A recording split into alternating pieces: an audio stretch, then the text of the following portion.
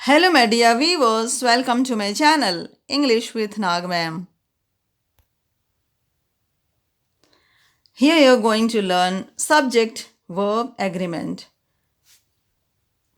It will help you avoid some common grammar mistakes. आज आप सीखेंगे subject verb agreement.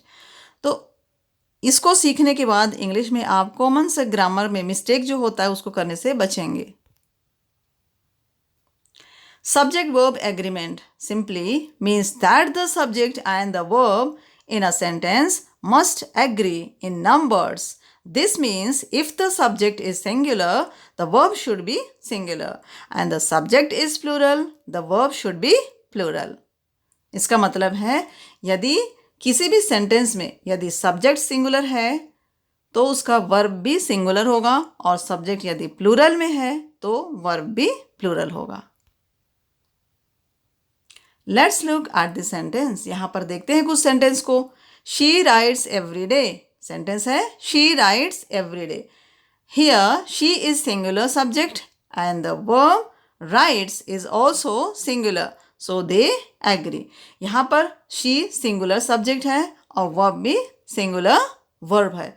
इस तरह दोनों एक दूसरे को एग्री करते हैं. अगला एग्जाम्पल है the cat runs around the horse. The cat runs around the horse. Here the cat is singular subject and the run and runs is the singular verb. यहाँ पर कैट सिंगुलर सब्जेक्ट है और verb है runs. मतलब the cat भी singular subject है और runs भी सिंगुलर वर्ब है.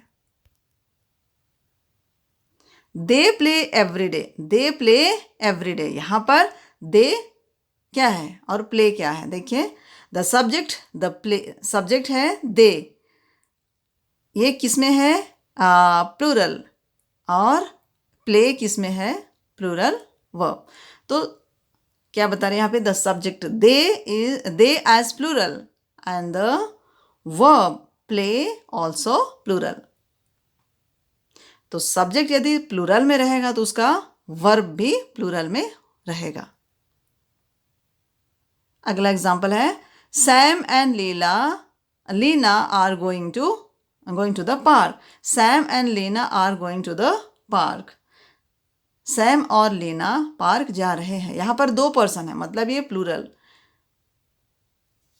when two subjects join by and, then the subject will be plural and the verb will also be plural. यहाँ पर क्या बता रहे हैं कि जब दो सब्जेक्ट, यहाँ पर सैम एंड लीना दो व्यक्ति हैं, are going to the park. ये सैम और लीना पार्क जा रहे हैं. तो यहाँ दो लोग हैं, तो जब सब्जेक्ट हमारा प्लूरल है तो वर्ब भी क्या हो जाएगा plural.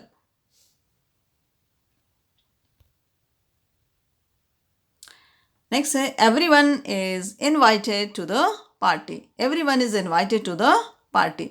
Here the pronoun like everyone. यहाँ पर कुछ प्रोनाउन है जैसे कि everyone, someone, nobody etcetera. They refer to a group of people. ये एक लोगों के समूह को प्रेजेंट करते हैं, और थिंग्स या कोई चीज़ों के समूह को. So they are treated as singular, और इसलिए वो एक सिंगुलर के रूप में इनको जाना जाता है, उनको कहा जाता है. So their verb should be in singular form, और इसलिए उनका वर्ब भी सिंगुलर में होगा.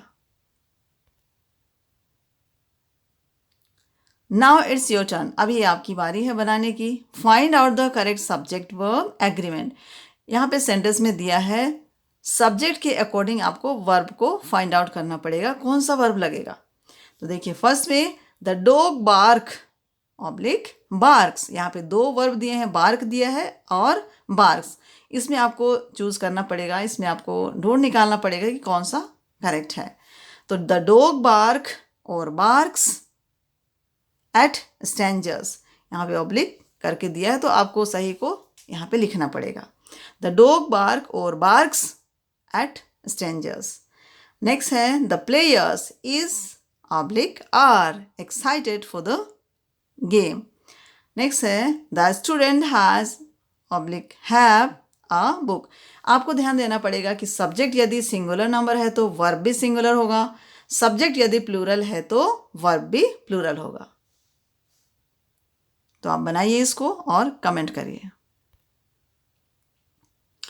Thanks for watching and don't forget to like and subscribe for more English lessons. See you in the next video.